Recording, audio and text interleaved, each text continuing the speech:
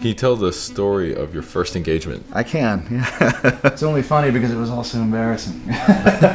And those are the stories that also need a voice. Did you get wounded? I was, yeah.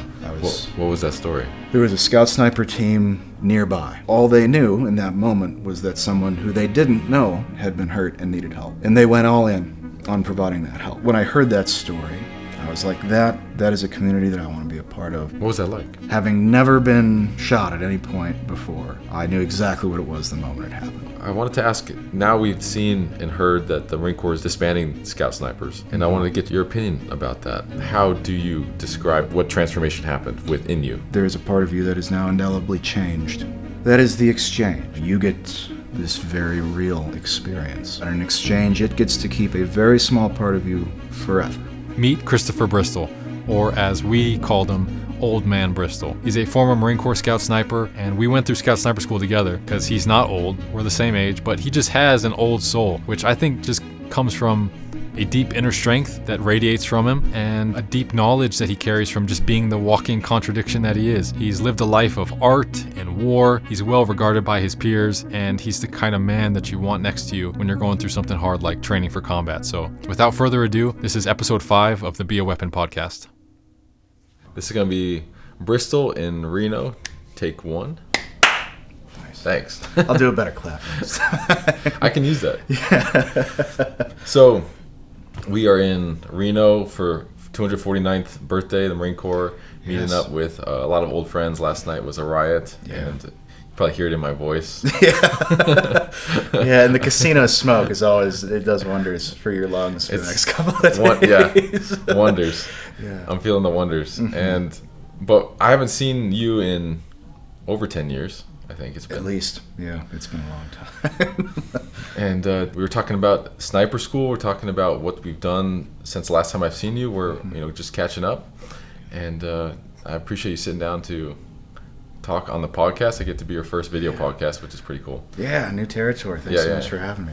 I appreciate it a lot. Yeah. It's really awesome of you. Yeah. So I wanted to first ask you to introduce yourself and where are you from? Who are you? Where are you from? And what are you doing now? So Christopher Bristol. Originally grew up in Western New York, Niagara Falls, New York. Technically Niagara Wheatfield, just a small town outside the city there. And right now I'm a seasonal employee with the Nevada Conservation Corps, primarily working on the forestry side, doing hazard tree removal. But there's also trail work and invasive species removal as well. In the off season, I should say, where I'm not doing that conservation work in the field, I'm a student, hopefully here at University of Nevada, Reno in the spring, looking to pursue a major in theater, the technology and design specific focus with a minor in dance. I want to get to that because even last night, just talking to guys, even if we don't realize it as veterans, we need some kind of artistic outlet. And we were talking about that last night, and I want to get into that. But so you grew up in New York. What was your memories of childhood? Did you feel like you had a good childhood? And if so, why? Or I don't want to put words in your mouth. Do you feel like you had a shit childhood? Yeah, what's your general view of your childhood? It was a gift, I think could be one way to the best way to put it. Mom, dad, older brother, little sister. It was a very loving environment. It was a very supportive environment. A very musical. I'm trying to think of the best way to phrase it. A very musically inspired environment. Mom was a classical violinist, has been her whole life, and an organist and piano player, and Dad was a rock and roll guitar player. And so it was a fascinating, in terms of musical exposure as a kid, you'd hear classical symphony music when Mom was prepping to go work with an orchestra or put on a performance with a quartet. And then you'd hear Chuck Berry and Jerry Lee Lewis and AC/DC and all these old classic rock groups when Dad was practicing, and going to see Mom perform with an orchestra or with a quartet and that environment, musically speaking, then going and seeing Dad perform for fairs and events like that. And so I think that an exposure to the arts started early in the form of music, but also an importance on education and curiosity. Mom and Dad were both sharp. Mom lectured in colleges for a little bit, and prisons as well when she was a graduate student, and really never forced us to be students or forced us to be academic, but the dialogue around the idea of learning and being a forever student and being a student for the period of time you're required to be in the States here. It was never viewed as this is a thing that you must do. It was more like this is a thing that you get to do, and go out there and find what it is that you want to learn about and pursue that. So I think that there was turbulence, of course, because you're a kid and you're growing up and you're going to get into trouble and what have you. Yeah. But the memories that stand out most to me were this environment of support, of inspiring curiosity, of encouraging me and my brother and my sister to go and experience life and see what it was like and make good choices, but don't make fear-inspired choices. Perhaps the wrong way to put it. Push yourself a little bit. See what's out there. I think that's a great way to put it. Fear-inspired choices. Yeah. You don't want to take action on fear. Like an action made out of fear is never the right answer, in my opinion. And I think it's a really good way to put it. So you had that artistic bug then from the beginning injected from your parents. Very much so. Yeah. That's got to be that had to have deeply affected you. I think so, and I think that when you were, pardon me, in good ways and bad, I suppose. What would you say is a bad way? Managing realistic expectations. When you are a young person and your parents are well-established musicians who've been practicing that art for their whole life. They're very good at it, and you as a kid are not. And so I think there was a lot of frustration, trying to learn the piano when I was growing up. And I'm like, man, I'm never going to sound like mom or dad, And when you're young, that can really hamstring you. You can give up on yourself perhaps before you ought to. And I think that now that I've come back to it as a much older individual, I don't look at it as a competition, but I look at it as inspiration. Yeah, when you're young, you're trying to prove yourself. You're like truly trying to cling on. What can be mine? What can be my thing? What can I be? What can I show off? And, sure. And everybody has that. But it takes some maturity to realize that the whole point of it is to not be a competition. And the Marine Corps certainly is a competitive place to be. So, what was the goal from coming out of such an artistic childhood? What drove you to the Marine Corps? Why? What was your goal going to the Marine Corps? A good question. So I'd finished up high school and I had enrolled in community college just up the road from the house. And I was in a fine arts program and doing drawing and design and digital stuff like that. And I wasn't really, I didn't have any direction with it. I knew that I liked it, but similar to, that you compare yourself to others, particularly when you're a young person. I wasn't as good as my classmates at drawing or anything like that. I was beating myself up about that. So you're still kind of looking for your thing, like what is? Yeah, I felt directionless, and this was 2010. I think I remember distinctly. I was in college, and the news was playing, and the Battle of Marja was in full swing at this point. So it was a lot of media about Marines in Afghanistan putting in work there. And I remember having this thought. I was like, well, I'm not really feeling that inspired or that impassioned with what I'm doing here. And, there are fellows over there putting in real work. And, I'm no superhero or physical specimen or anything like that. But I suppose the least I could do is at least contribute to this cause. It was a very patriotic family growing up. And it felt like the right thing to do, but it also felt like a thing that I needed. I needed that direction. I wasn't sure where I was headed, and there is a romanticism around the military, particularly the Marine Corps, about being, strong and confident and disciplined and of focus. And So that was attractive. It was like it was, yeah. both in purpose and also in your journey, like as a growth. I think so. Yeah. So that's kind of what led me in that direction. And I was older too. I was 21 in recruit training when I made it through. So the old man. jokes about old man Bristol Still started then. Started out of the gate. Yeah, as one of the older recruits. Not the oldest, encouragingly, but certainly among the older ones. Yeah. Starting to see what contributes to your old soul now. If you got like classical music being played when you're just young, powdered wigs and lots of silver. Sophisticated little dude, like suits and ties everywhere. So from the Marine Corps, because obviously you went on to become a scout sniper, which is extremely difficult to do. Did you have that intention going in? Like, was that a goal going in to be a sniper, or is that something that arose on the path? That developed over time. I think that at the onset, I had wanted to be, when you're young and you don't really have that much frame of reference for the military. I think I wanted to be a medic, and I was unaware that the dynamic between the Marine Corps and the Navy, how the Marine Corps medics are drawn from the Navy, and I thought that was the Marine Corps is structured like the Army, and it was the medics were organic to it. Excuse me.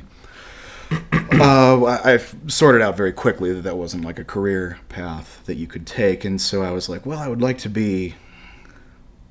I don't think I would like to be, like a support individual. Nothing against that pursuit.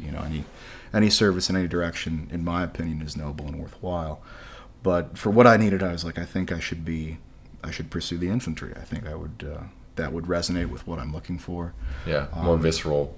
And it would have that challenge, that difficulty, and it was funny, and it's something I reflect on a lot now. My recruiters at the time, who were phenomenal Marines, and I wouldn't disparage them for anything, but they did not. I scored decently well on the ASVAB, and they're like, "You can take any job you want. You sure you want to be a grunt? We don't know that you would." They kind of encourage you to do something else? Yeah, do something else. They said, you don't really fit like the grunt archetype. You don't curse a lot, and you don't What really a ridiculous thing to say. Yeah, and I was like, well, I think I could probably do all right.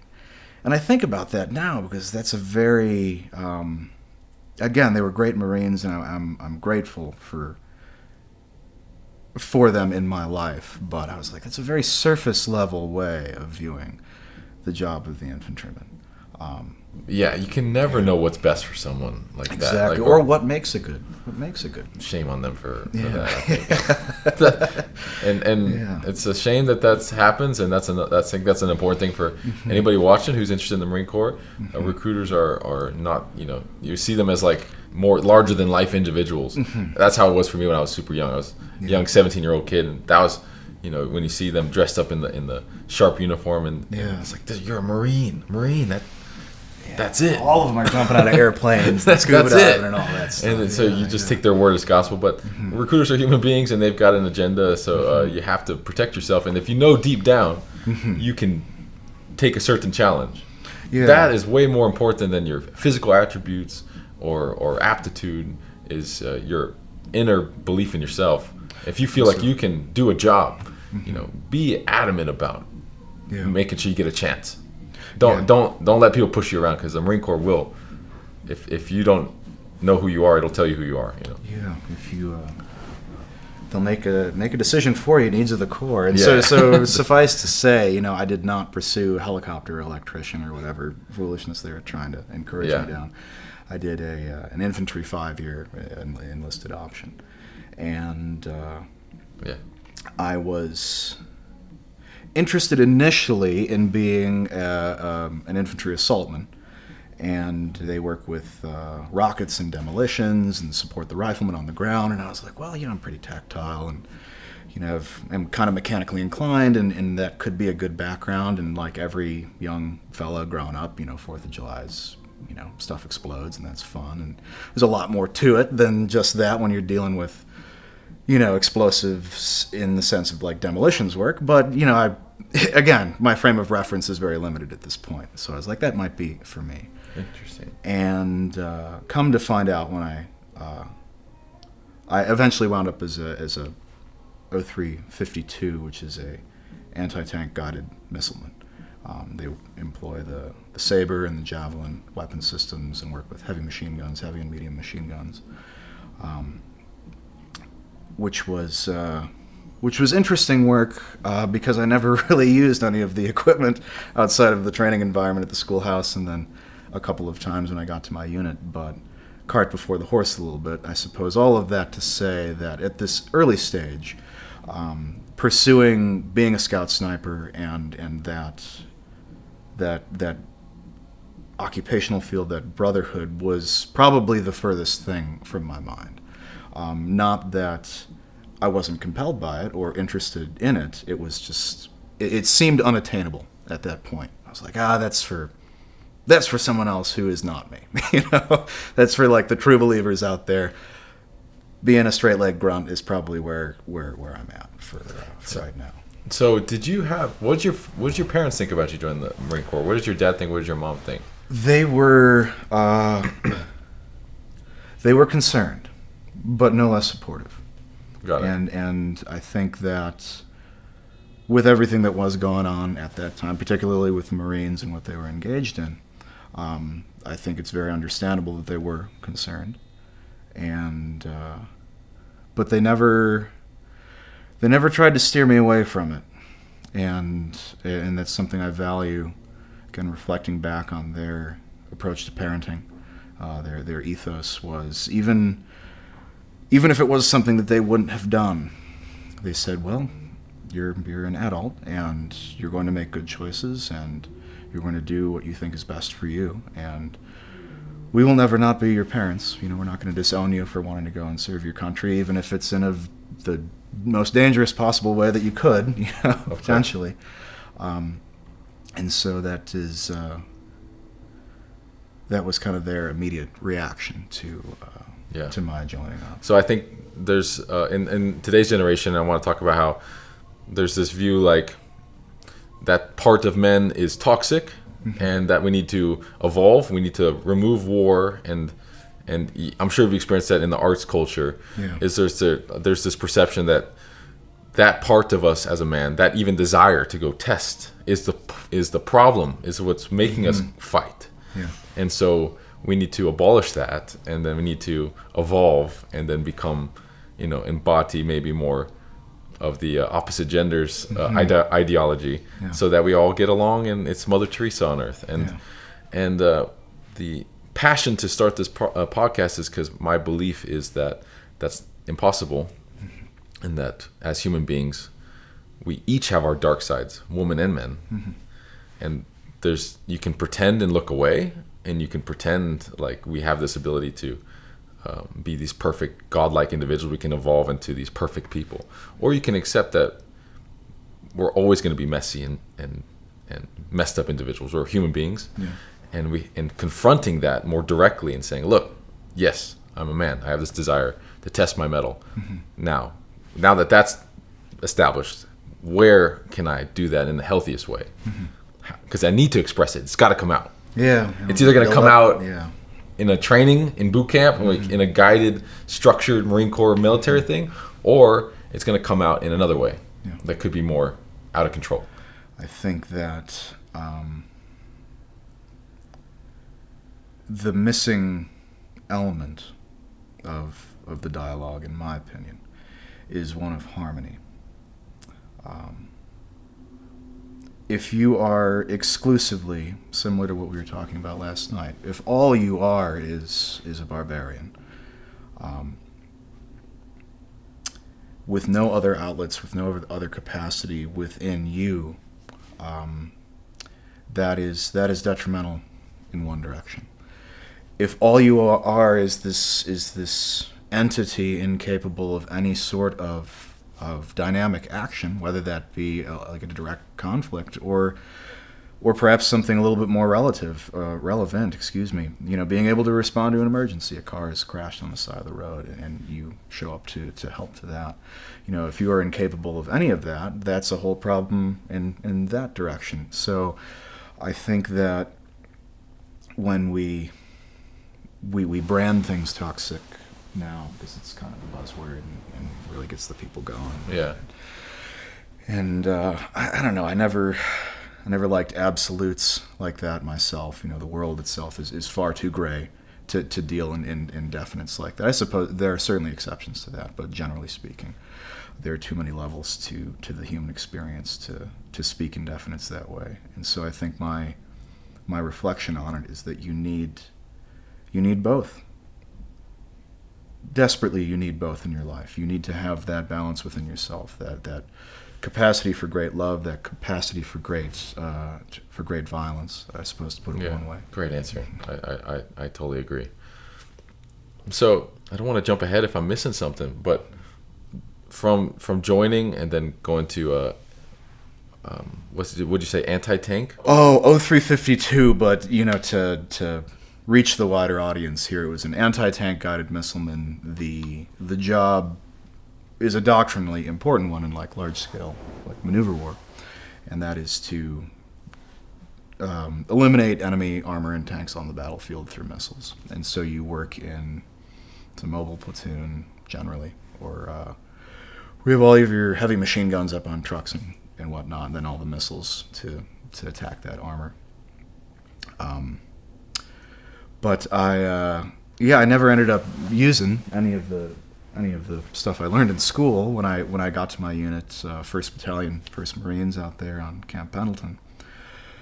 I was assigned to a heavy weapons, to a CAT platoon, an anti-armor platoon, and we're learning. You're a brand new guy, and you're getting treated like a brand new guy gets treated anywhere, and so that's never fun, but you endure it, and it's eye-opening, especially coming from kind of more of an arts background. You have your galvanizing experiences in boot camp and infantry school, of course, but getting to your first unit is always really quite a lot of fun. And I think I got there in February of 2012, and we deployed to Afghanistan in June of that year. Things happened very rapidly from leaving infantry school, from getting to boot camp and graduating, and getting to infantry school and graduating, to getting to the unit, to being in an active Warzone. All happened in the span of about 9 months. I think that I had been in Afghanistan for an appreciable amount of time before I hit my 1-year anniversary of being in service. And so it was... what was that like? It was fascinating, would be one way to put it. It was frightening. I'm tough enough to admit that. And once again, anybody who tells you different is lying.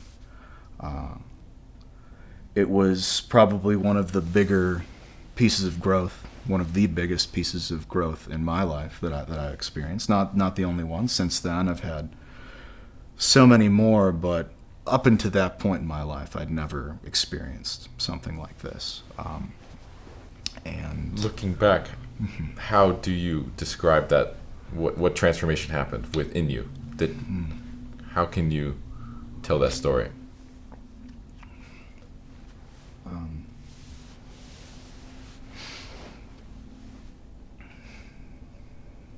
I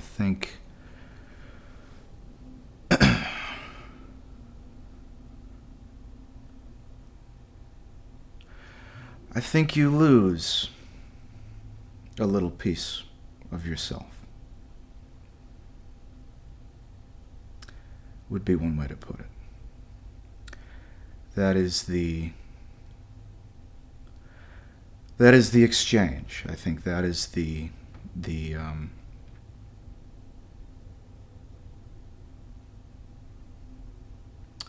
agreement. You get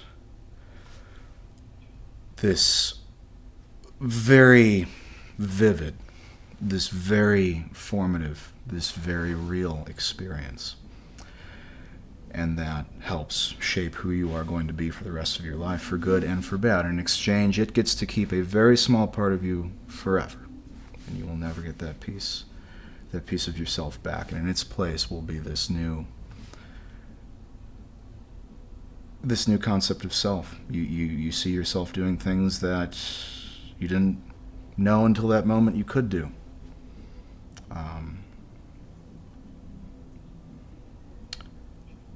And an author writing about the First World War wrote once that adversity introduces us to ourselves. And so I think that experience for me, and I think that experience for a great many people who went through that kind of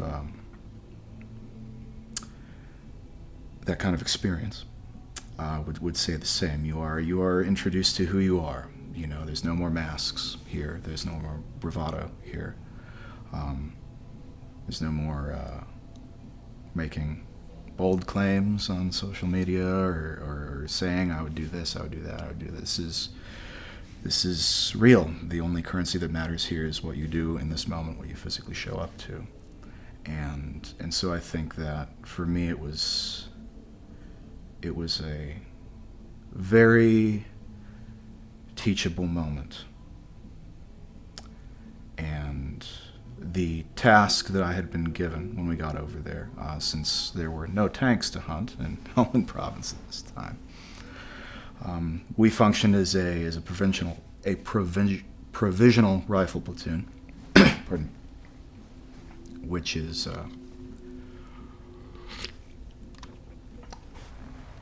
not uncommon for the weapons trained MOSs, so your mortarmen, your machine gunners, and your missilemen and assaultmen, and so on. Every Marine is trained as a basic rifleman, specifically in the infantry, and so when your primary occupation lacks a mission, you revert to that rifleman role.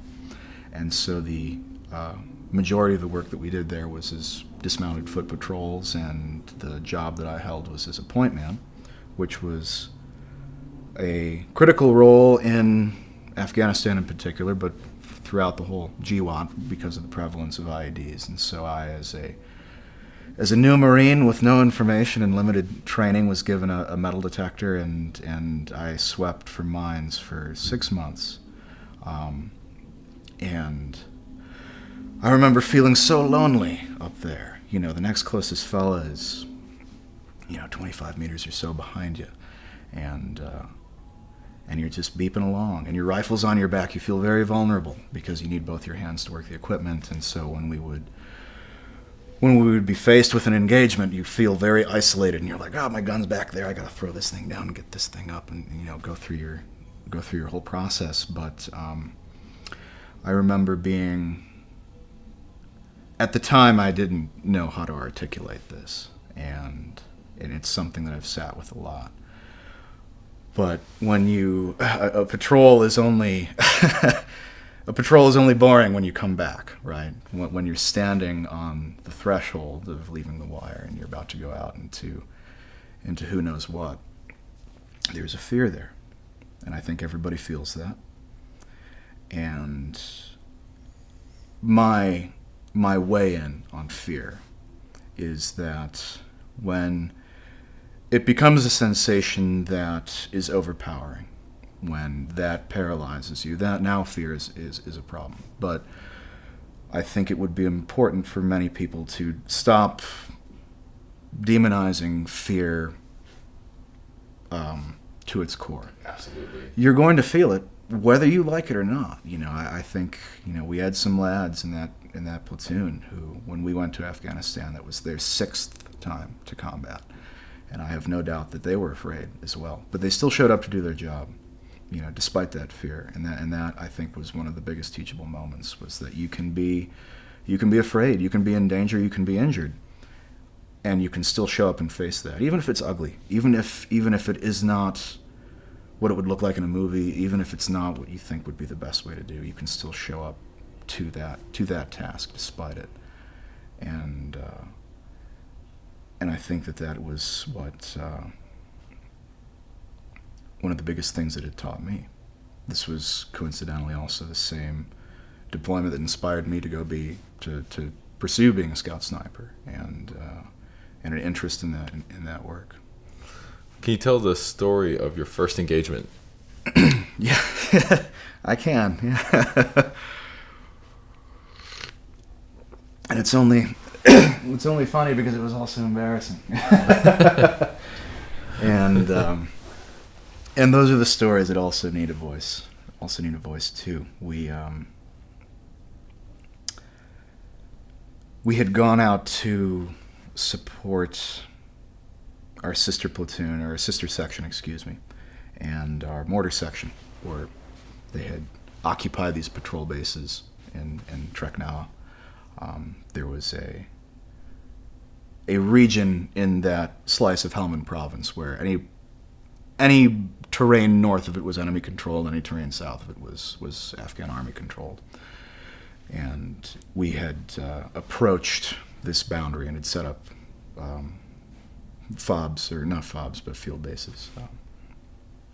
And we're operating out of those. And one was in need of support and resupply, and so my squad went out to support them. It was also my first foot patrol. Not first, but first foot patrol heading towards known contact. I guess we'd done earlier ones in the southern regions of Helmand province that were peaceful and quiet. Yeah.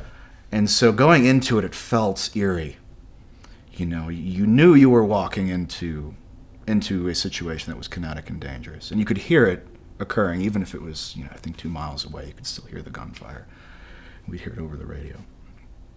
And I remember getting to that FOB and dropping off all our supplies and just having like a single moment to kind of sync with the platoon that was occupying that outpost. And then we immediately left to go and pursue the contact. There was another squad that needed help. And when we linked up with them, I remember, your heart's in your throat. And, now the gunfire, which was so distant, so recently, it's cracks and it's whistles, and it sounds like bees zipping past you. And I remember the very first round I fired into the shrub line where the contact was coming from.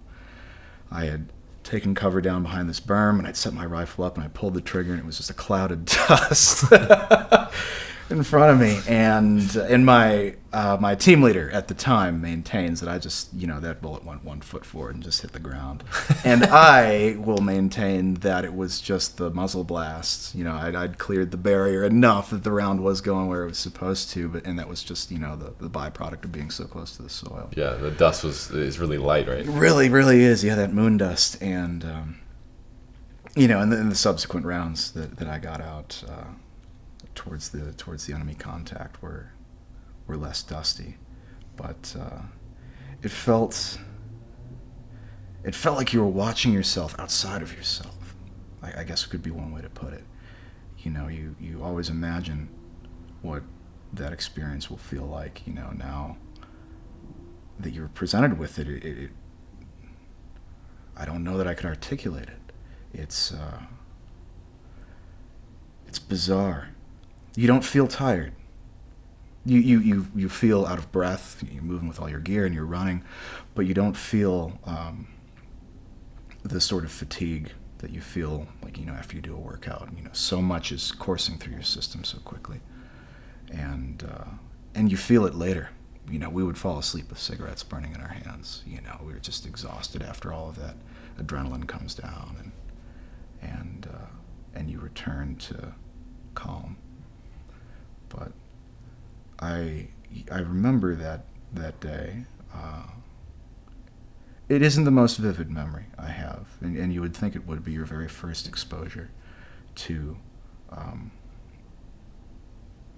that hostility, to that war, to that conflict. But I remember it being a moment for me. I was like, well,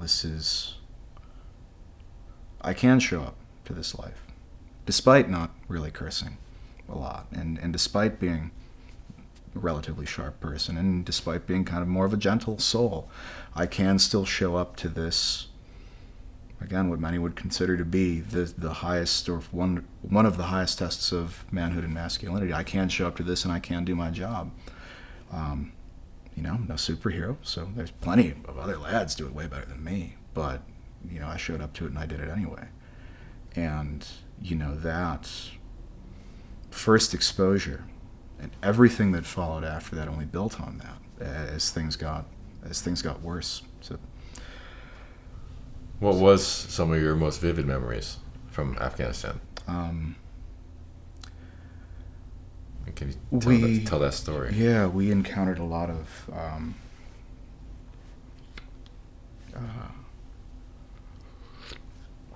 injury, I think. On our side? Friendly. And my platoon didn't lose a single Marine or Corpsman. There were about 30 of us, and I think 28, if I'm remembering correctly. I think 9 or 10 of us were taken wounded by the time it was done. Small arms and IEDs. I think those are among my most vivid memories, as is understandable, I suppose. Were you ever? Did you get wounded? I was, yeah. I was. What was that story? It was an interesting karmic story. We'd been in country now for 4 or 5 months or so. We're nearing the end of the deployment, and we had been appraised that there was an enemy stronghold in this one series of compounds, and we left early in the morning to assault this position, and as we got closer to it, it didn't quite feel right.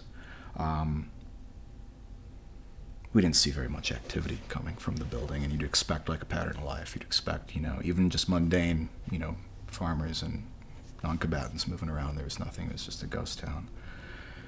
And I remember as we got closer to this target compound, see a little cluster of buildings, we passed this one bush, and I remember looking back inside of it. It was this big thorn bush. It was probably, if we were to put these two chairs together, about that size. I looked back into it, and the whole inside of it was hollow, and it had like a loophole hollowed out in the facing south. And I was like, someone's been putting in work out of this bush specifically. And we are in the target compound. There's nothing there. It's just trash. And then it was 2 machine gun positions opened up on all of us when in the compound area. It was a textbook ambush. Credit to the enemy. They set it up marvelously well. And a Afghan soldier who was attached to our squad, he took a round in the right buttock, popping around a wall, and we didn't have a corpsman with our squad. He was with our sister squad, and so I was I'd done the live tissue course. I did an EMT course back home before I'd even enlisted, and so I was the first initiator of care for him. And I remember that being, this was the first human combatant casualty I had really treated. And, when they say, your training takes over, it sounds a little bit of a corny metaphor, but there's a lot of truth to that. I got the patient to safety, and I assessed the wound, and I assessed very quickly that this was this was not a through and through shot. This guy still has a .30 caliber ball in his buttock, and this is a very serious circumstance because your pelvis can hold so much of your blood. If you burst an artery, you could expire right here. So providing that immediate care to our partner soldier here was important. Eventually, we did get our platoon corpsman to come over and assist, and the priority at this point became evacuating this casualty while we had other Marines addressing the ambush that was ongoing. And so I remember we were going to use this canal network that the United States dug in the 90s, interestingly enough. We're going to use this as an evacuation route because we had the minesweeping equipment. We could clear it quick. And in order to get to that, we had to move this casualty across this open field. It might have been 130 meters, 150 meters or so. And this was the closest engagement that I had experienced up to this point. And I remember rushing through this field, bounding with my team leader, and hearing these snaps and whistles. And what is very vivid this time is I could see not the projectile itself, but I could see where it was zinging off the dirt, just right around our feet. And you'd run a couple of yards, and you'd hold on a window, and you'd take your shots, and you'd try to buy some time for the guy behind you. And we kept rushing and rushing and rushing, and we're right on the edge of the canal. And I make entry into that. I'm moving down it. I maybe go 20 feet, and I feel something smack the back of my arm.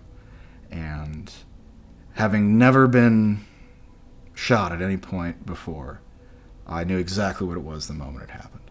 And I remember, because I had my metal detector in my left hand, and I was sweeping, and it hit, and I just tossed the metal detector in my right hand. I moved my arm up and down and in and out and open and close my hand. I'm like, is this thing still working?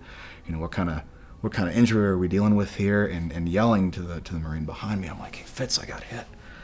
And he thinks I'm talking about, we had a moment of hilarity there. He thought I was talking about the metal detector. And he was very nervous. He was like, is there a bomb? Do you see wires? And I was like, no, I'm shot, dude. This is way different. We can worry about the bombs later. And to his credit, he responded very quickly as soon as we sussed that out and cut the sleeve open. And it was the $1 million wound, as they say. Went in the back of my tricep and out the side. Took some meat and took some muscle, but all the big moving parts were still in good shape. And so we tied it off, and you turn the whole arm off just to be safe. And I passed my metal detector off. I remember distinctly the funny things that you hyperfixate on when you are in that very intense scenario. The metal detector batteries were running low, and I wouldn't shut up about it. And they were teasing me about it. They're like, "You really wanted us to change those batteries, man." And I was like, "They're low. You're gonna miss it's gonna not read correctly if you don't change them." And they're like, "We got it, dude. Just sit on the wall and take care of yourself. You're gonna be fine." And I was very adamant about making the foot movement back. I didn't want to bring a helicopter here. Like, I can still walk. I still have one arm. I can still use my rifle such that I can. And we did. We fought our way back to the PB, and it was this experience that, not in that moment, but after the fact, that inspired me to try and be a scout sniper, because something that I had been informed of after the fact, after I had recovered at the British hospital down there at Leatherneck and gotten back to my platoon, was that there was a scout sniper team nearby, and they were observing the battle space of what was going on. Not directly in support of the operation that we were doing, but same AO, and we were in communication. And I was told that they heard over the radio that we had taken a casualty, the Afghan soldier. And so they kind of took a more invested interest in what was going on over here. And when they heard over the radio that a Marine had been wounded, the team to a man got on the wall and started suppressing. They blew their cover entirely. Whatever mission they were there to support was no longer their priority. All they knew in that moment was that someone who they didn't know, but another Marine, had been hurt and needed help. And they went all in on providing that help.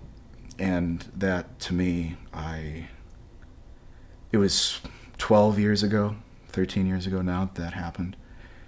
And I've thought about that circumstance every day, and that exact exchange when that sniper team elected to make that choice. And I still have no idea how to express myself what that meant to me, other than when I heard that story, I was like, that is work that I need to do. That is a community that I want to be a part of, who that is the last full measure of their duty, to put it all on the line for someone who they didn't know. They just know that someone needs help. that was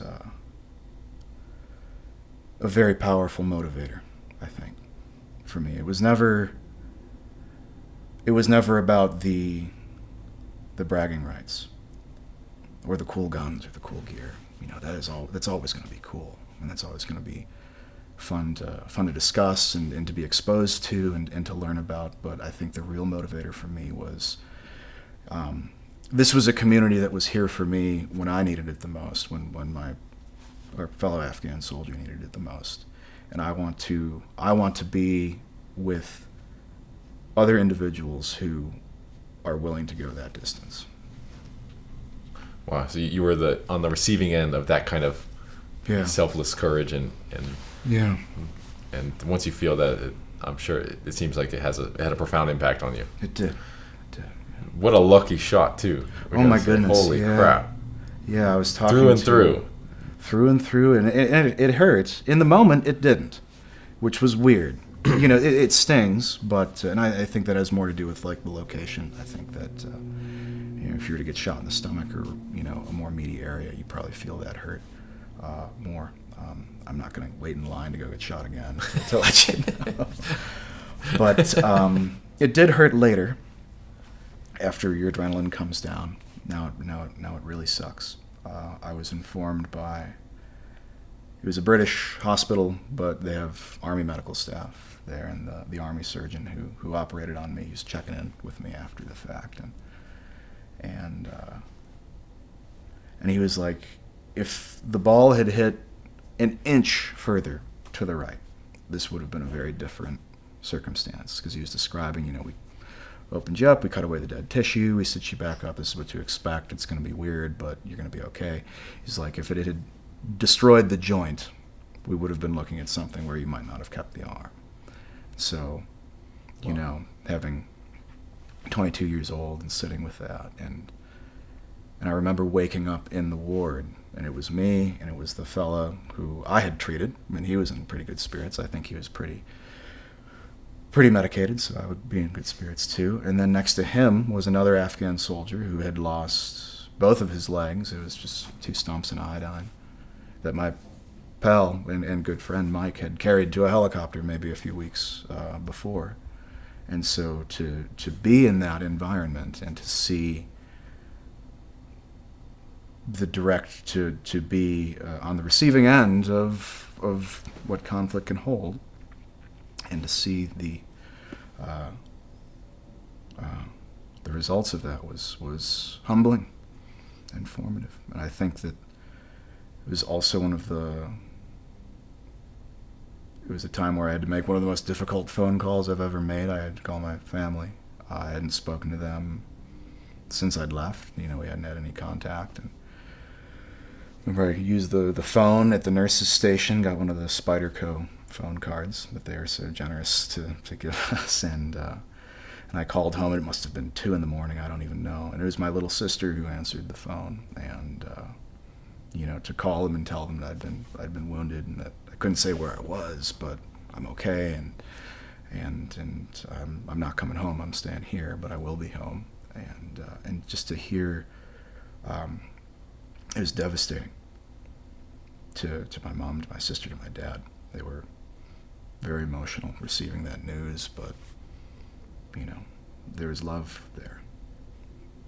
You must have just been terrified. Yeah, no contact, and then the first, like, telephone contact, you know, we had opportunities to send emails, but the, you know, first hearing each other's voices was to deliver that news, and yeah. And it so was did you stay in country after that? Did you heal there, or I did, yeah. So I stayed about 10 days. You finished the deployment? I did. I was adamant too. There was an opportunity to go home. I won't, you know. But I wanted to finish it out with the guys. You know, it was not a terribly serious injury. It was unpleasant, but, you know, I got full use of my hand back, and wow. And I wanted to come home together. We'd already sent numerous fellows from the platoon home to recover back stateside, and this close to the end, I wanted to see this thing through, and Did they kind of keep you back with like an arm sling, and you just helped out? They did. It was I hated it. You must have hated that. No, they're like, no, you can't blow your stitches out. You gotta go. Just watch the trucks, and I was miserable. And they tease. Firewatch hero. Yeah. Oh my God. Yeah. It's such a fall from the top. But, man, but to be that, because Firewatch needs to get done. Like, it does. Things need to get done. Yeah. So you could have gone home, been chilling, but to stay there, supporting in that way, giving your guys rest. Yeah. Were you just happy to be there?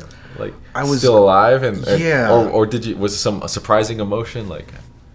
It was good to be back with my platoon. I was different parts of the province, and so when I finally did get to go back, you're happy to see each other. Now you're there by choice. Now you could have gone home, and that changes your attitude a little bit. Like when you're sitting there, in the suck. I was like, well, did I bet on the wrong horse for this? Had I taken that? Yeah, or did you have the doubts? Like, did you regret it? Not really, because I was so glad to be back with the guys and to help out in what ways that I could. And we were winding down on the deployment as the last month, so it was doing like left seat, right seat stuff with the RIP force, with the battalion that was going to relieve us in our area, and taking care of administrative stuff. And so, even though it wasn't as dynamic and as aggressive as the earlier components of that deployment were, there was still work that needed to be done, and you were still in a war zone, so there was still the danger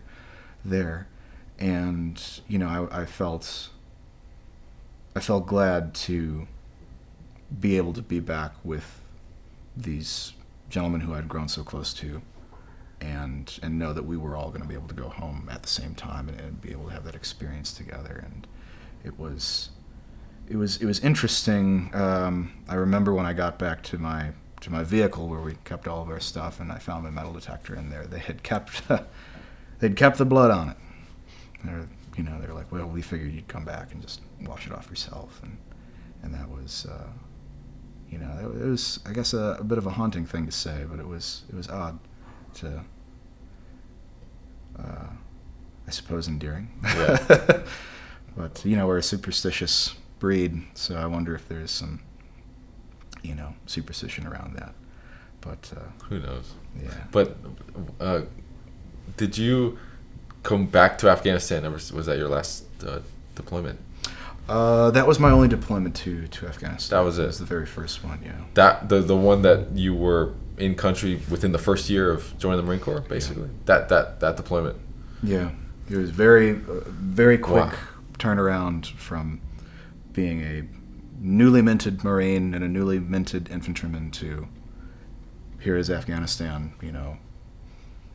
best of luck. Wow. Yeah. So when you came out of that deployment and now looking back, what was the piece that you said in the beginning? You said you left a piece there of you. It took a piece from you. What do you mean by that? I think that a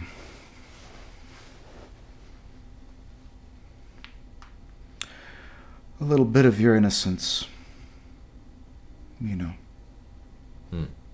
and that's not to say that you can't explore love and kindness and joy and lightheartedness and that sort of thing. It's not like you lose it forever, but you see an ugly part of the world, and it stays with you forever. A friend of mine, he fought in Iraq with the Marines, and he said that you won't need a camera to remember some of the things that you experience. They'll be with you forever. And I think that's kind of what I was trying to articulate, was that there is a part of you that is now indelibly changed. You have seen dead, and you have picked up human body parts out of a road, and you've seen people who were just innocent bystanders of this conflict, just trying to live their life, affected by this conflict in a very ugly way. And I think when you see these things, when you are exposed to these things, that you lose a little bit of that innocence of life. You know, you see the raw sides of it, and I suppose some would take that as a bad thing exclusively, and I try not to. I try to see it as a way to encourage you to cherish, to really explore that love, to explore that kindness, to explore that good, that levity in life, because you've already seen the other furthest end of the spectrum, and you kind of know what that looks like. And to me, at least, it has created a much larger value in the further end of that spectrum, that joy, that love. You know, now that we've been through the bad. Do you have any regrets about having joined or going to combat, or is there any bitterness that you hold or carry? None. Yeah, I would do it again. I would do it now, you know, such that I can still contribute to it. You know, as long as I'm able, I would go back. You know, this is perhaps not a perfect continent, perfect country by any means, but it's worth it to me, you know. And if no regrets about my time serving, and well, I wish some things were different. You know, I've made my peace with those for the most part. Yeah. So, moving to after that, you came back. You had the inspiration to pursue a state platoon. And did you have to go move to a state platoon first, and then work your way up as a pig, and then get the shot at going to sniper school? And what was that process like? So for the conventional infantry battalions, you and every battalion runs it a little bit differently, but how they ran it in 1-1 is they would have a tryout every 6 months, 3 months or so, and as long as you were an 03 MOS with a good enough rifle score and a good enough PFT, you could come to the selection. It'd take about a week, and they assess your core infantry skills, your ability to not so much shoot, but move and communicate, land navigation, and basic understanding of moving in a formation, and radio communications and stuff like that. And then there's an interview component at the end.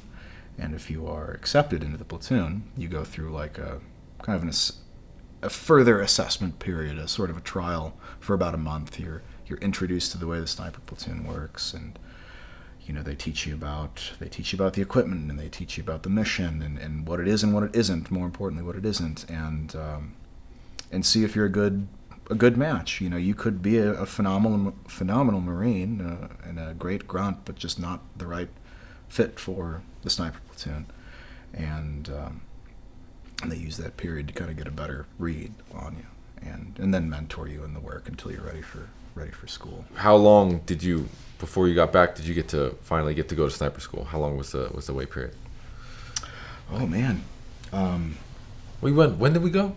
We went in 2014. I think I was a pig for about a year. Maybe a year and a quarter or something like that. Put in your time. Yeah, I did. Not as many as some, but I think that is a requisite amount of time to live the pig life. Yeah, and how excited were you to go to like sniper school? Was being a pig enough for you, or were you constantly like itching to go?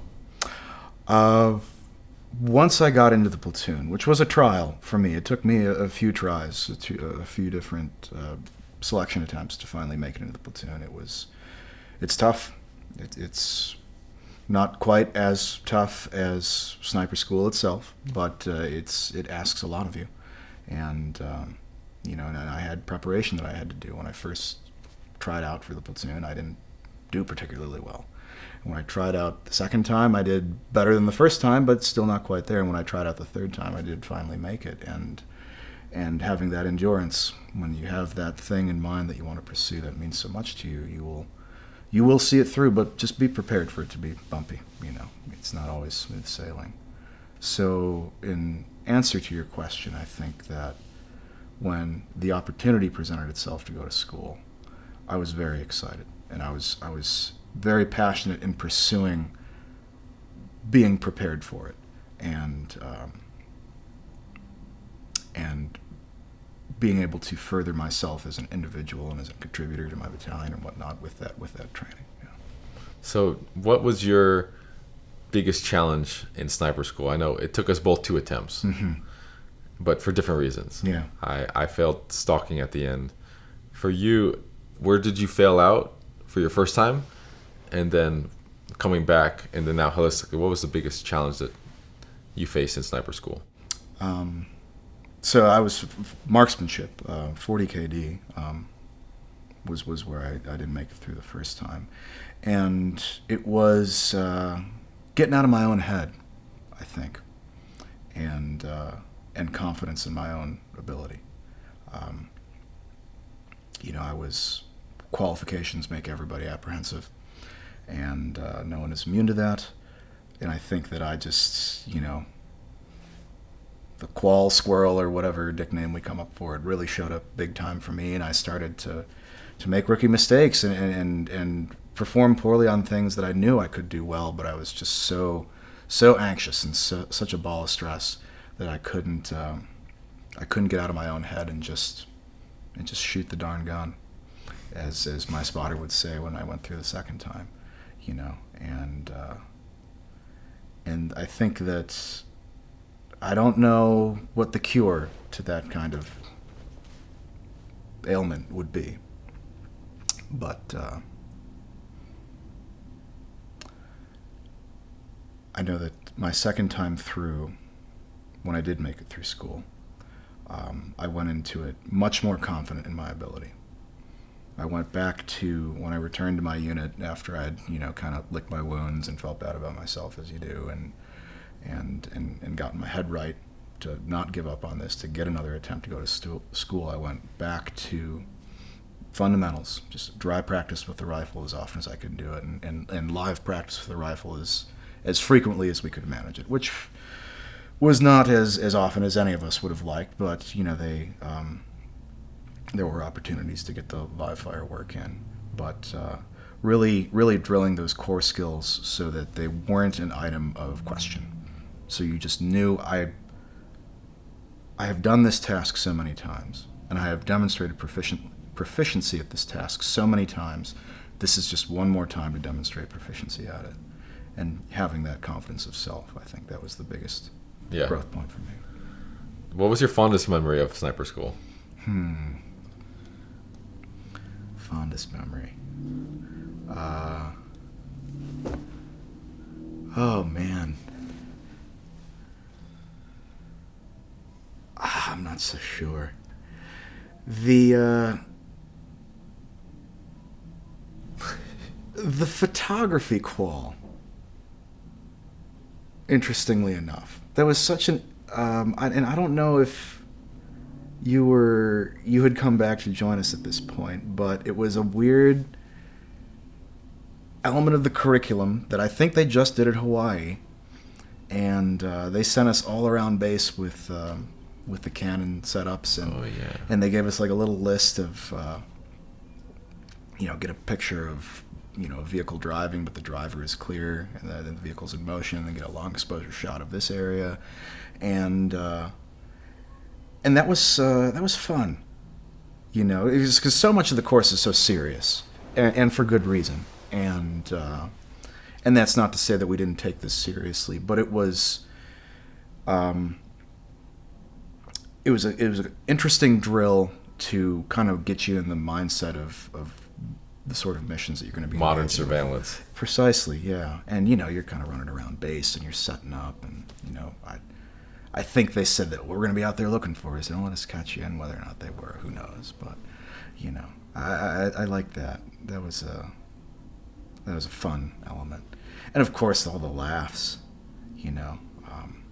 as you do when you're suffering, You hit a point where the only thing left in you is laughing at this miserable circumstance, because you can't get out of it any other way than going through it, and for some reason that just can inspire laughter in you. Yeah. My memory's so scattered. Like I wish I had a more clear like ability to recall everything, but I just have these like this collage of just rocking and laughing and just crushing weight. Like the rocks back and forth to the range was difficult. Oh my God! We went to Kaneohe Bay, which is no longer operational. Yeah. But it was like almost a mile rock from the classroom or where we lived, getting up and rocking every single day to the range, almost a mile and back. Yeah.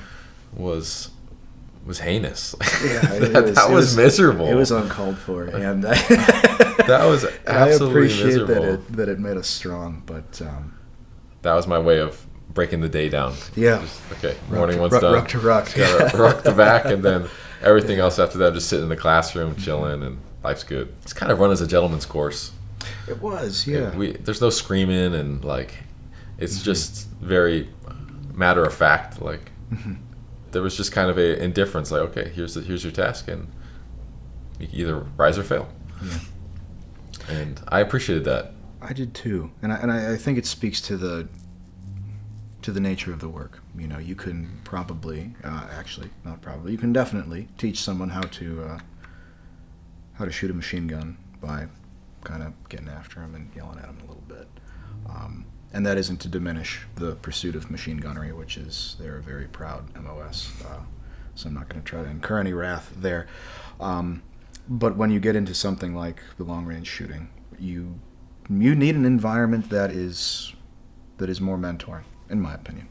Yeah. There is a time where you have to learn how to perform that job under stress. And there are courses specifically designed for that work, such as urban and what have you.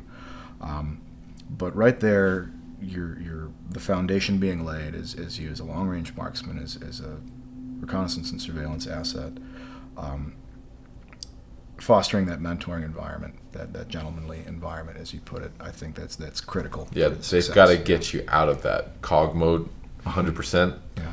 That the Marine Corps does such a good job of instilling in you. It's just, don't think, don't be a free thinker. Yeah. You have to be a free thinker as a small man team. When you're just alone, unafraid, and you've got lots of responsibilities and lots of changing variables, and it's just you, counted on you and maybe a few other guys. Maybe it's just you. Mm-hmm. You have to have the ability to manage your own list of responsibilities and then opt in for new ones and have your head up on a swivel, constantly looking for work, and get out of that, needing to be barked at. Yeah. And so you're definitely, you make a good point there. Is it has to foster that new mentality, because the Marine Corps does such a good job of making you just shut up and listen. Yeah, they do that pretty well. Yeah.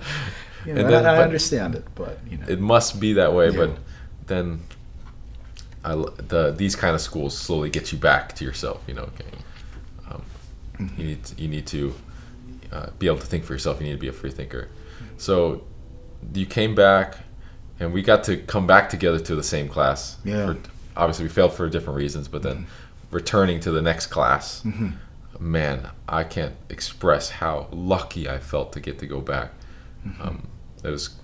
I think for many of the same reasons, I had what you experienced, which is this pressure of doing so much preparation to be successful, actually led to my inability to let go in the moment and just do what I had done so many times before in my life. I got in my head, and that got me, and that was crushingly difficult. Definitely one of the worst days of my life, because I thought that was it. I failed, and I prepared my whole life for this moment, and I didn't rise to the occasion, and this is my new identity. And it's just like, that is a horrible place to be. And I'm so grateful I got to come back. And I don't know, how did you feel? Did you?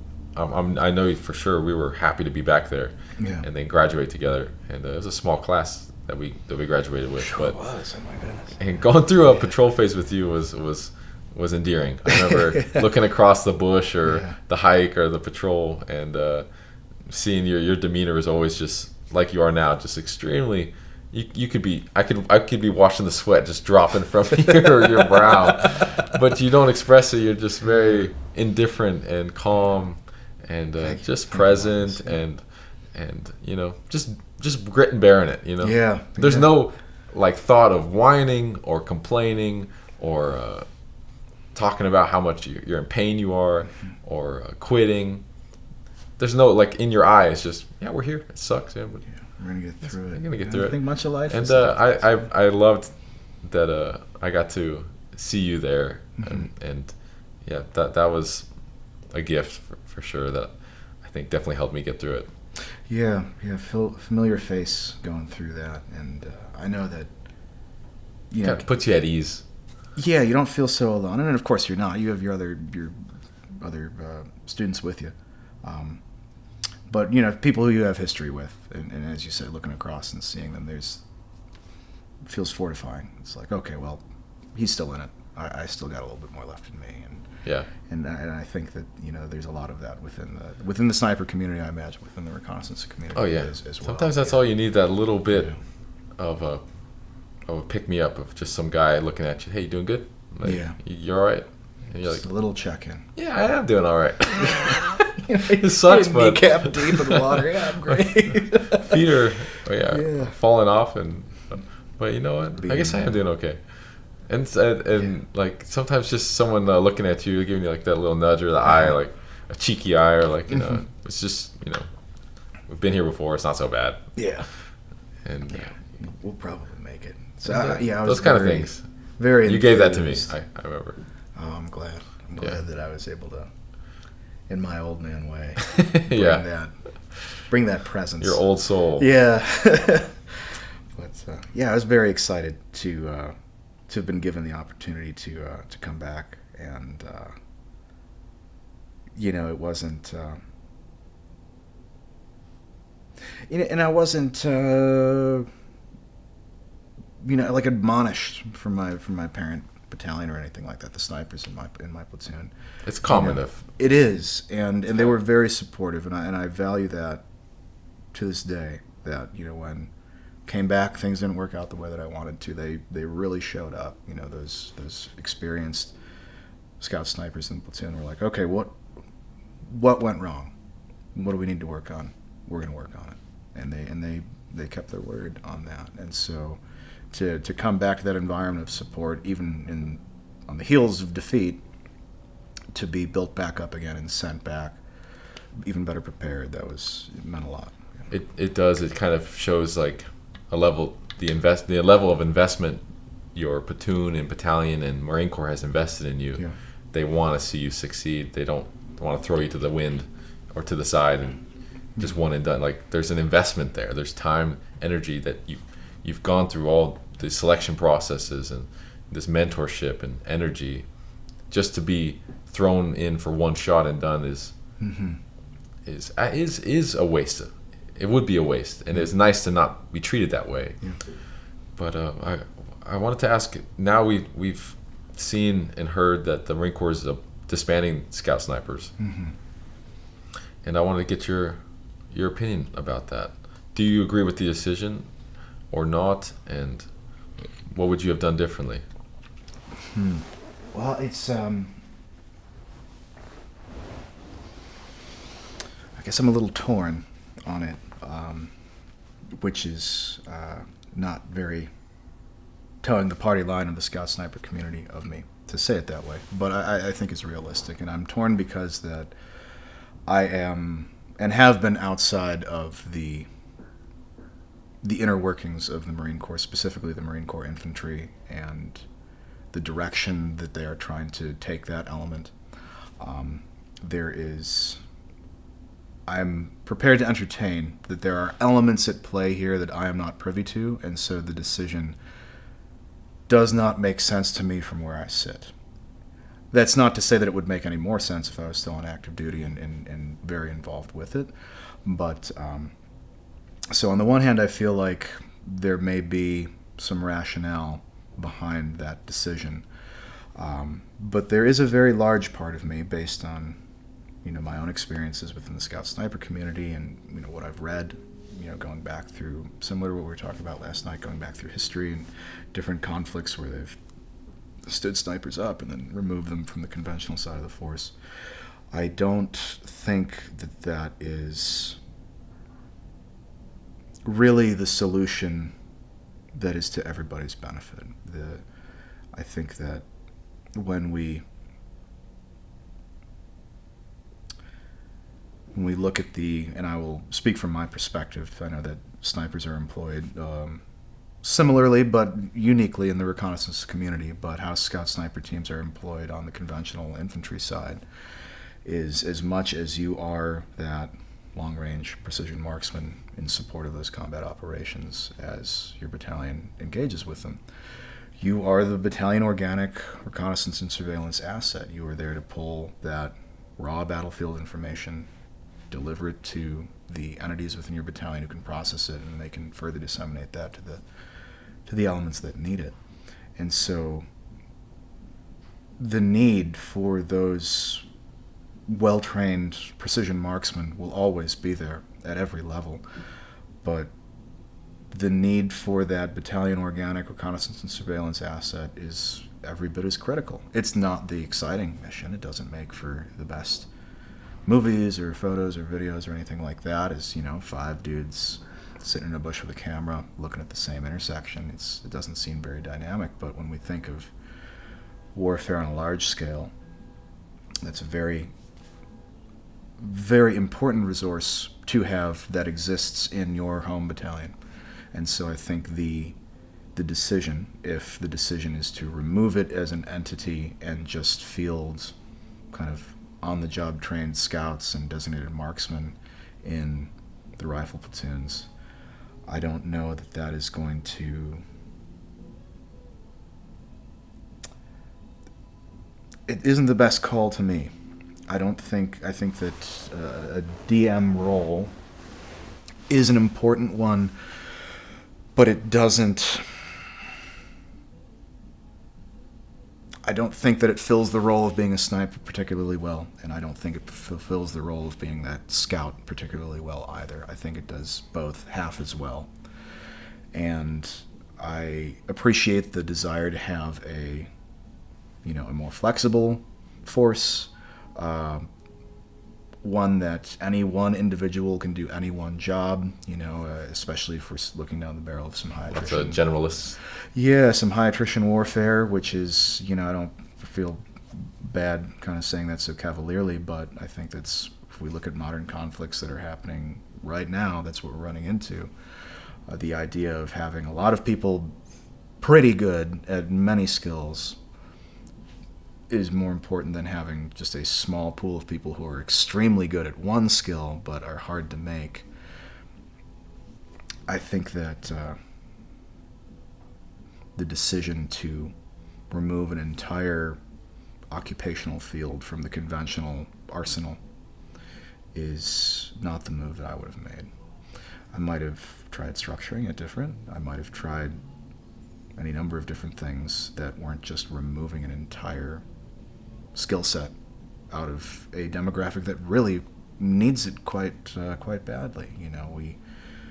Our special forces, our special operations, I should say, excuse me, they have a mission that they fulfill, and they're exceedingly good at it. The individuals who I have worked with who have been representative of the Navy SEALs, the Green Berets, or the Marine Reconnaissance, or the Marine Raiders, they're experts at what they do. That's undeniable. But the conventional guys need expertise as well, kind of the lowest rung on the ground warfare ladder, and they could use that skill set supporting them in the field as much as everyone else does. So I don't know that I can say that I'm really in support of the decision to remove that from line battalions, but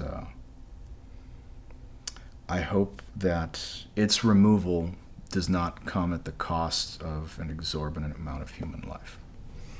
Gotcha. Hope is So you remain open-minded that, there's things and information we're not privy to at the ground level, and command has to do what's best for the whole, the Marine Corps as a whole. And it's hard. Likewise, it's very hard for me to understand how this could be the best decision for the whole. The Marine Corps has developed one of the best, if not, in my opinion, the best, undisputably the best snipers in the world, with the Scout Sniper legacy program, brand history, curriculum. Yeah. To throw that away is insane, but it's completely out of our control. And I do like to have that open mind that I'm not active duty anymore. I'm not there making decisions. I'm not running the show. I'm not looking at the future, the next 100 years of combat. So maybe there's something I can't see, but it's very hard for me to understand how removing that makes sense. But and it's honestly a great question, and I'll out myself. I've meant to do the background, as little influence as I have on anything active duty now. I've meant to maybe it's worth diving into this a little bit further, and what's this force design look like, and why. We were speaking yesterday evening, and you said something that really stuck with me. That ability to hold two opposing thoughts in your head at the same time. Embodying that exactly. It's like, okay, well, I'm a scout sniper, and I'm biased, and I think that we should probably always be there till the sun falls out of the sky. But I'm going to entertain an argument against. So why would removing scout snipers from the line battalions, that occupation, that billet, why would that be a good thing? What conditions have to be set that this is going to help the force on the next fight? And trying to explore that and what that looks like, and who knows, it might be foolishness and just completely ill-informed. Yeah. But I'd be interested to see what that ends up looking like, if I get my act together and actually follow through on it. So what's important to you now in life, looking back, and then what's your goals now looking forward? Looking back at my time in service, I think that the most important things that stand out to me, while I had some fascinating deployment opportunities and very exciting training opportunities with different schools and working with different nations, working with the Thai and working with the French and working with the Australians and working with the Afghan army to an extent. While those were all very, very cool, to put it one way, and very interesting experiences, what I look back on and cherish the most were the individuals,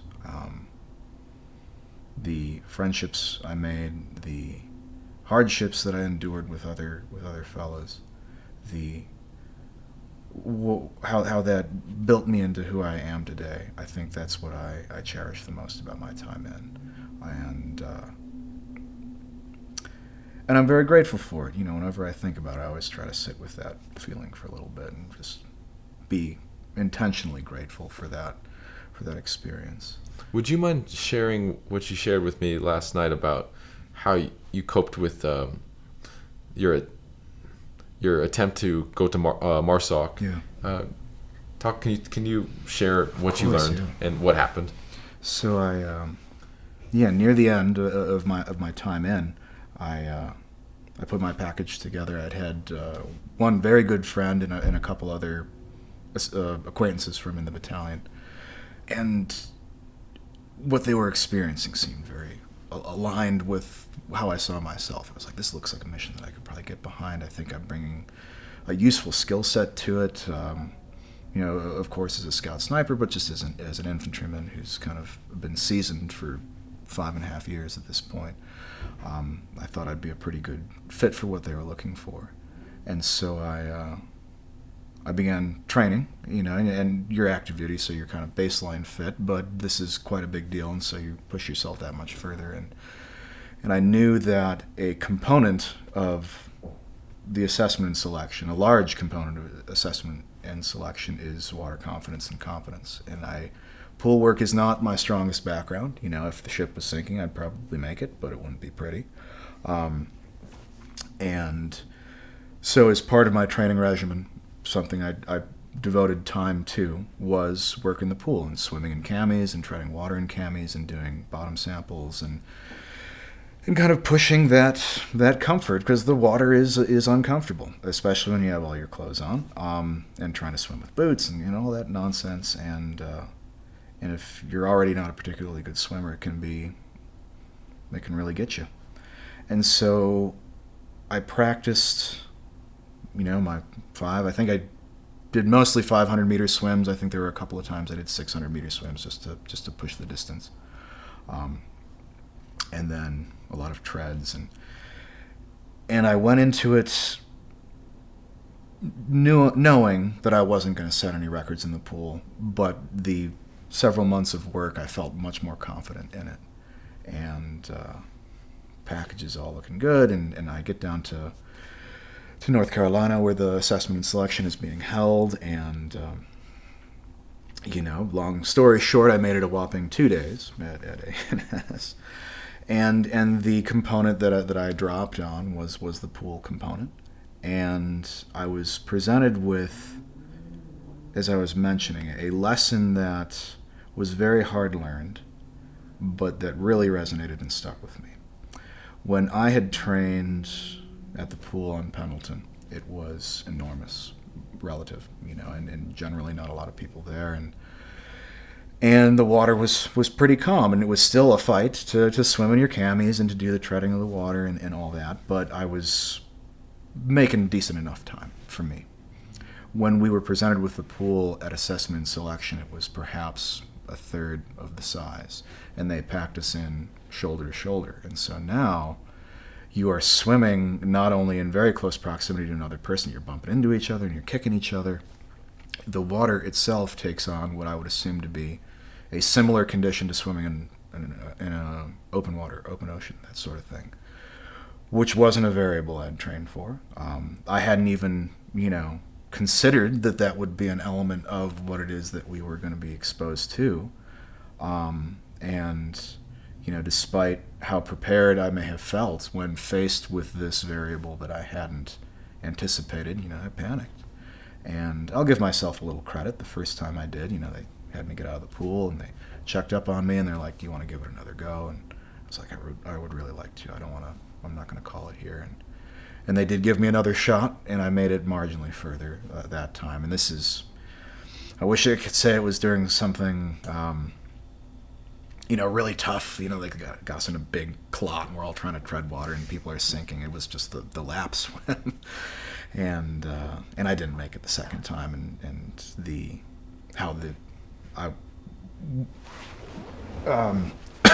much of that program is kind of behind a curtain for a reason. So I'm sure they have their reasons for keeping it that way. But at the time I went through, you only got 2 attempts for a task there at the initial phase. So I didn't end up making it, and that was kind of the taste in the back of my mouth that I left the Marine Corps with for a little bit, and I was really hard on myself for that not working out, and it was my mom, of all people, said something to me that really helped change how I was thinking about some of it. And, I was kind of, belly aching a little bit about things not going the way that I wanted to, and unsure of where I was going to go. And I said, I guess I could always just, finish out my contract and leave the Marine Corps. And she said, yes, Christopher is only a Marine scout sniper who has done numerous deployments and is well regarded by his colleagues and has shown up for those people who depended on him. That insignificant thing that you did, just kind of poking a little fun. And it takes that sometimes. I don't think we give ourselves enough credit to, not rest on your laurels, but be proud of what you have accomplished. Yeah. And that, maybe, I didn't get to pursue that work that I thought was good for me or a good fit for me, but there is probably a reason why it didn't work out. And as rough as I felt and as frustrated at the system as I felt, like, but I'm so good at all these other things, the fact that I can't swim well enough for this qualification shouldn't matter. There was a part of me that was like, the qual's not the point. It's not that you can't swim, it's that you can be faced with any task and get it done, and people can depend on you to get it done. Because even if you're not swimming everywhere you go, they need to see that regardless of whatever environment you are placed in, you are going to do your job. So it's not enough that you're just good at this component of it. So what I would say, if I'm remembering yesterday evening accurately, is that when we are at the early phases of preparing for anything, whether that be a selection or a course or a sporting event or a performance or a presentation or wherever we're at in our lives, and we feel like we have prepared enough, I would counsel, look at what it is that you have and turn that map around. Hold that other thought in your head at the same time and say, okay, what condition didn't I prepare for here? Don't like overanalyze it to death and give yourself like a complex, but be hard on yourself. What didn't I anticipate? Because that is it's worth being that thorough. If it means that much, it's worth being that thorough. And don't rely solely on, I'll probably figure it out, I'll probably be okay. You probably will, but do your due diligence and really bolster yourself. Over prepare for if it means that much. Don't leave anything held back.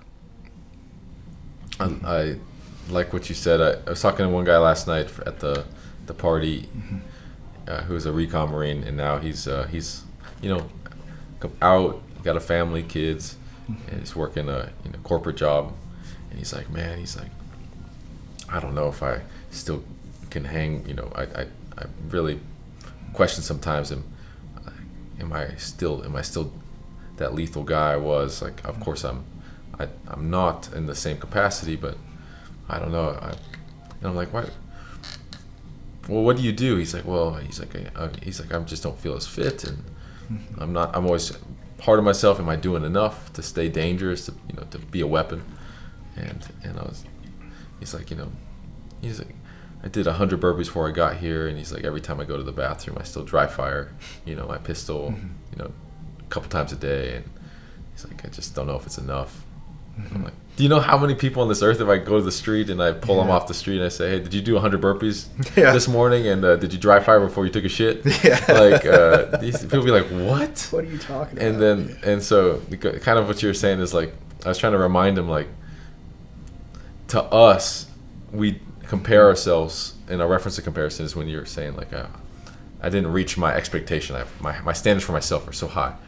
You have to have that self-love and that respect and the warm side for yourself sometimes, to say, maybe compared to where I want to be, I've got a ways to go, but I still came a long way.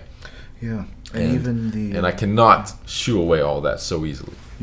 That's weight, and it's not nothing.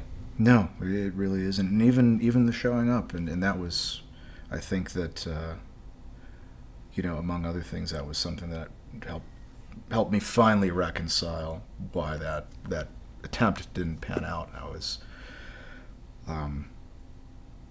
having that conversation with myself and say, you could have just never done it, and then you never would have made it a course. But even showing up and doing, nobody wants to show up to a thing and do bad, and I'm not saying that you should prepare yourself to show up to a thing and do bad, but if the fear of doing bad keeps you from even going, there we go. Yeah, that's kind of what I was trying to. Then you're in a whole nother. You're in a worse place. I mean, So last question. Yeah.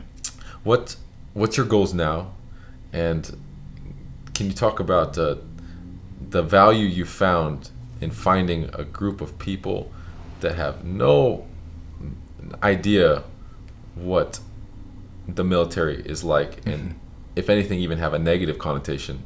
how do you show up for these kind of places now, and what have you learned? It's it's different, and I guess for further context, so do the seasonal conservation work through Nevada Conservation Corps, and then the arts through the local colleges here. And it is a different demographic of people, and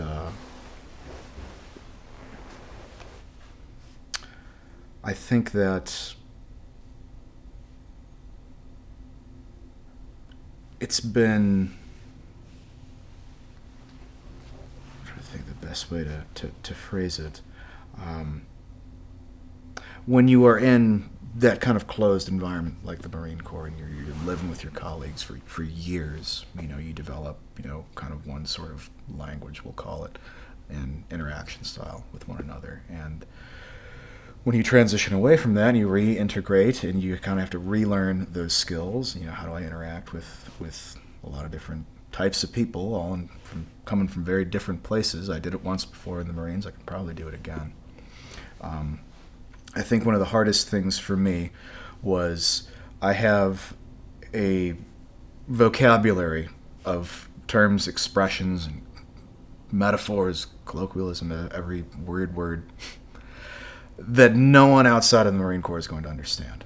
I can't just reference something by an acronym, or reference something by a series of numbers, or reference something by a nickname or a trade name that any other Marine grunt would know right off the bat. I'm talking to someone who has no idea what any of that means. So how do I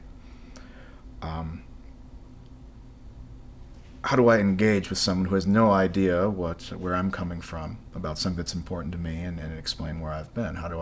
And so developing a language of engaging with people who don't have a military background or an interest in the military or a negative idea of the military was important to explore. And so I think that I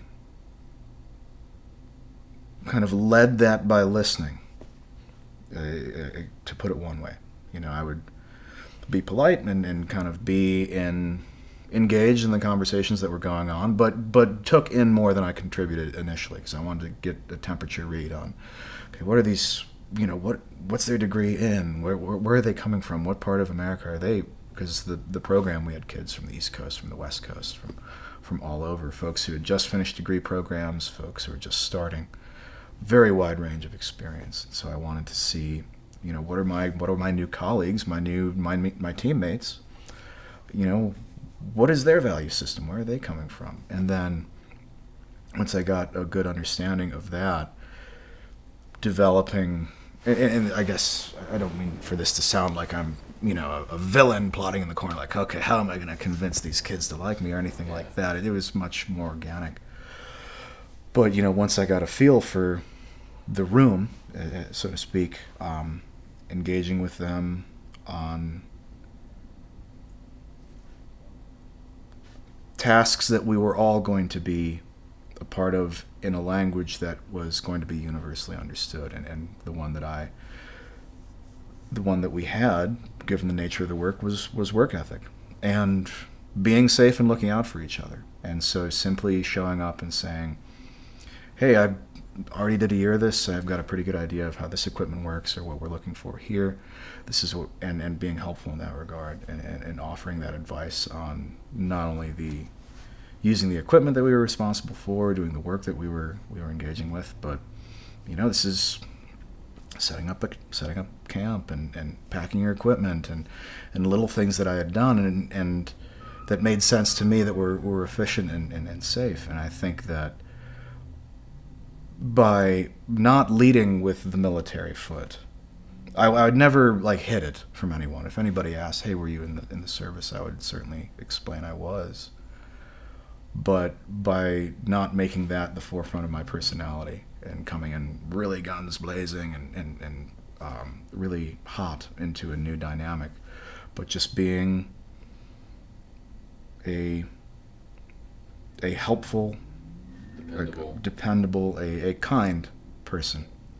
And I think that by laying that groundwork of kindness, of dependability, of just being a helpful person on this team that opened the door to conversations of like, so you were in the military, what did you do? You know, what branch were you in? What was that work like? What does the Marine Corps actually do? And that gave me, because I had already built this rapport and we'd already, with one another, you know, it wasn't just that I was learning everything about them, it was a mutual thing. You know, we'd built a friendship, we'd endured hardship, we'd been rained on, we'd been, you know, smoked out a couple of times with fires and far off from where we were working, but we'd been through some difficult circumstances, so we'd bonded a little bit and were more open to sharing with each other, and you know, I felt safe. And so it felt good to be the face of a potentially misunderstood community to a demographic of people who may not, as you said, might have had some misconceptions, some negative ideas about what it meant to be in the military. Pardon me. And so to present to them, I was like, well, I'm not going to lie to you. This is what we do, and it is a dangerous and it is a at times violent occupation, but not exclusively. And there's a lot of good that is done. And there are also a lot of different types of people who pursue it. It isn't just like this cookie cutter barbarian who goes and pursues being a Marine. It's, you know, someone looks like this or looks like that, you know. Yeah, there's very few psychopaths like that are truly there. No, just to kill, just to destroy, and that's not long lasting. No, and I don't know that I ever encountered anybody who was like that. You know, you see a lot of different types of personalities, of course, and some people are, you know, they come off the rails. You know, not necessarily in a bad way. Yeah. But, you know, they're just big personalities and pretty. And coping mechanisms. Yeah. There's a lot of humor and exuberation and kind of exaggeration, and there's certainly an element of things that will definitely, from an outside perspective, if you're just listening to a certain conversation, a locker room talk, be like, holy crap, these guys are psychopaths. Yeah. But when you spend that time and that camaraderie and you get to know someone as a human being, you see it usually comes from a place of just coping, just trying to get through it. Mm-hmm. Nobody wants to see themselves as an evil person. Yeah. And so it's glad that guys like you can interject yourself in small little nooks of the world, like working at the conservation or a liberal arts school, and can show that we can hold two thoughts in the same. We can embody two opposite things inside our characters. And for me, making it a point to show that yes, I'm capable of these things, and I made that my mission. But that's not so that I can just purely destroy. And it's because I want to protect things I love. Mm-hmm. And my brothers and family, country. Mm-hmm. And I think that... what's that? Very well said. And I was thinking my goals now for the short term and hopefully the long term is to really explore really explore theater, really explore art, specifically dance, which I don't know we didn't discuss too terribly much here, but it's been something I'm growing to really love, and it's a form of expression that I never really saw myself doing until I started doing it, and really was captivated by it. And so I think my goal now is to really lean into this space, really explore that, and see where it takes me, and see what new ways I can find to express myself, what new messages am I able to send out there, and try and such as I can be a role model. And I wouldn't consider myself one necessarily, or even, you know, brand myself as anything like that, but try to be that face of like, hey, this is what, as you said, this is what a veteran looks like, and this is what I have been capable of in the past, and what I was asked to do as part of my job. That is not all I am. I am also capable of this gentler side, but no less important side of masculinity, of humanity. And I'm really excited to see where that goes, and I'm horrible at documenting, and that's something that I've always beaten myself up about. It's like, you should take videos of yourself and see how you progress, and have a way to share that and look back on it and reflect on it. So I guess I'll sneak that in there as another goal. Be better at documenting what it is that I've done, so I can see that growth. Last night we were talking about this, but now that I got an understanding of your upbringing from your parents, there was no question that eventually you had to find something, a piece of art that was your own. And who would have thought it would be dancing? Yeah, who would have? I can't wait to see some of this documentation. Because I hope it takes a lot of bravery to put yourself out there and look silly. We were talking about last night. There's a whole nother challenge of what it means to be brave coming out of a war zone or the military, coming back into civilian life, going to art school, and then saying, okay, you're so tough. Then get up there and how tough are you now? Start dancing. And give us your best interpretation of this. And you're like, shoo. All these excuses start coming up, like big time. But then at the core, you're faced to determine is like, this is my current task in front of me, and it requires me to take a chance, just like it did in combat. You running across, bounding across a field, getting shots. Now this task is, it's not a bullet, but it certainly could sting. Yeah, it can. You need some thick skin, and that was something I would think of, before when you're getting ready for a performance and you're feeling a little apprehensive, not. Right on the edge of cold feet and whatnot. And I was like, what would the lads say? And they'd say, go out there and do it. Yeah. And that has been something that I have really cherished about, because I've shared that with some of the guys I served with, and after they get they're making fun of me out of the way for a little bit, as you do, it's been nothing but support, primarily. Yeah. So they're like, that's good for you, man. Go and do it. No brakes on it. Go and explore that. Dude, you've shown you can take a bullet. You've shown you're a hard ass. You've shown you're a badass. Now it's time to show a different side. Reinvent yourself. There's a lot more to life than just war.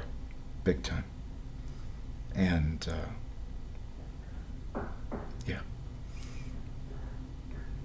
nothing more needs said. That was perfect.